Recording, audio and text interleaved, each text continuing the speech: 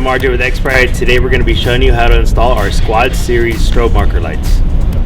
So on this particular vehicle, we're going to go ahead and install them through these holes. As you can see, we already installed one here.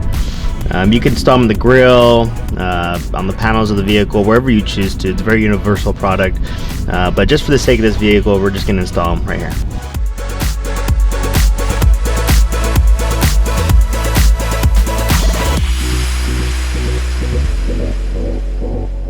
Alright guys, to wire these up, you have a few different choices. Obviously you have your negative and positive, and with this one, it's going to allow the strobe light just to stay on at all times. And with the yellow wire, you're going to be able to choose the pattern of the strobe. So you could either choose the pattern of the strobe and just leave it as that, and then all you'll have to do is just wire up these two. If you want, you could also hook this up to a switch which allows you to change the patterns itself. Or if you want to hook it up just like this with the white and the positive, that'll keep the lights on at all times.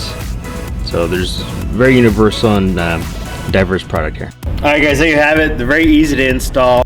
All you gotta do is hook them up, wire them up to a switch, and place them wherever you want in the vehicle.